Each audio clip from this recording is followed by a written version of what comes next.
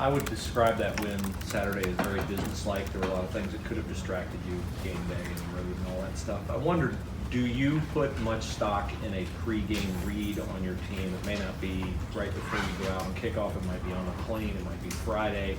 Just what's your frame of reference on getting a vibe on your team and when they're ready to just go out and do business like that? I think you get a vibe during the week for sure with the way they practice, but there's definitely a feel the day of, and it's hard for a night game because you don't just want to wake up and have them start running through walls for you because the game's not till that night. I think you can usually tell if it's a noon kickoff, if they wake up with energy and juice, they got a good look in their eye, they're probably fresh and ready to roll. A little bit harder on the night game. But again, I think it goes back to if they practice hard during the week, they're going to play well.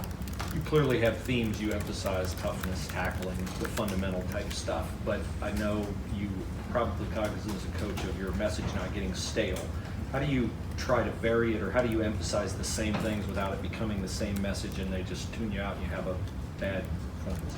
I think that's another art of coaching this generation is that, I talk about we have to be tough, and to your point, I think, maybe they get tired of hearing it or they can't get tired of hearing it because that's what's got us to this point, and we're building that toughness. But toughness isn't just on the field, it's all these other things that are going to come in. It's sustaining. That's what toughness is. Can you sustain throughout a season? And if you can, then you are tough. If you aren't, then you aren't as tough as you thought you were, And so that's all the stuff that on a weekly basis we have to just keep hammering away. And we're not going to get away from that. I think there'll be some other things along the way that, to your point, where we have to maybe focus this week on something a little bit more than others. But at the end of the day, it's going to come down to how tough we are. And if we can sustain throughout the season, then we are tough. If not, then we're not going to be. Is that coach-driven or is it player-to-player driven? Well, it starts off coach-driven, but then as the leaders can pick that up and start hammering that message home to everybody else, that's when you have something special. And I think that's the best teams I've been around. The players are the ones who hammer that message home.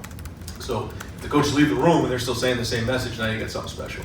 If it's just coach-driven, then it's just okay. But we want to be elite. Front row right, Tim. At this point, is Master Teague III a surprise to you anymore? What do you see that's come along big time in his game? And there was that one series Saturday night that looked like I called it the fatigue program, where y'all went in 3 straight times for a touchdown. Just what's come right with him? Well, he's a great change-up to JK. He's different, and so I think that matters in a game. But I think, to answer your question, I think Master has done a good job of taking care of the ball. That's the first thing. Because as hard as he runs and as big as he is and all those things, to be able to take care of the ball, you can't play running back here at Ohio State. So now he's taking care of the football.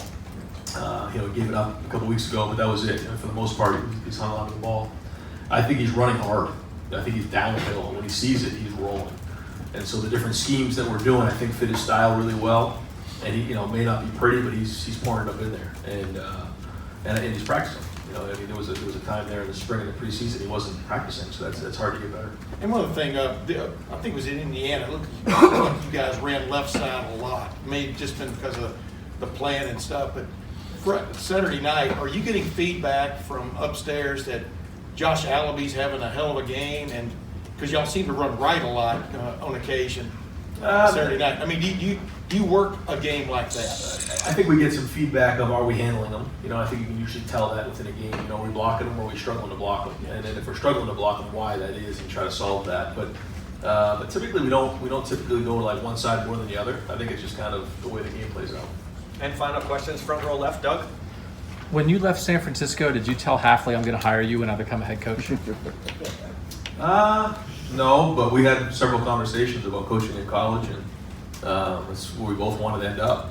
And I told him on Sunday we were going to coach together. I didn't know I'd be the head coach here, and that's how it would work out. But I always knew I'd coach with him again. He's somebody that I had a connection with right away, had a lot of respect for. I think he's a tremendous coach, relates well with players, and he's a great recruiter. And that was somebody I always wanted to be around. And so I knew I'd coach them again. I just didn't know where. When you were an assistant, did you have the list of guys that I will hire when I become a head coach someday? No, I mean I had a list of guys that I was colleagues with and people I respected, but you just never know where people are at in their careers and where things are at. You try to piece it together the best you can. But he was always a guy that I obviously wanted to have on the staff. And all the things you had to do when you took over this program, that part of it, figuring out the 10 guys that you wanted to have on your first staff, were you nervous about that? Were you super confident, man, I'm going to go 10 for 10 on these hires? And just as you've watched these guys coach through the preseason, through the first 5 games, how do you think your staff has done? I think our staff's done an excellent job. I think when you piece it together, it's not that easy. There's so many different things that come into play: recruiting, experience, energy, football knowledge. I mean, all those things. When you try to piece it together, it's really important. And then chemistry. If guys don't get along well, it doesn't work. And I talk to our guys about that. Our team can feel the staff chemistry. I mean, if we love each other as coaches, then they're going to feel that. And that was just as important as any. And for the most part, guys kind of knew who each other was. Jeff and Greg really didn't, so that was something that we had to work together. But I think they tell you that the chemistry on that side of the ball is excellent right now, and we're doing a great job. And now, again, the challenge is to sustain it throughout the season. Great. Coach.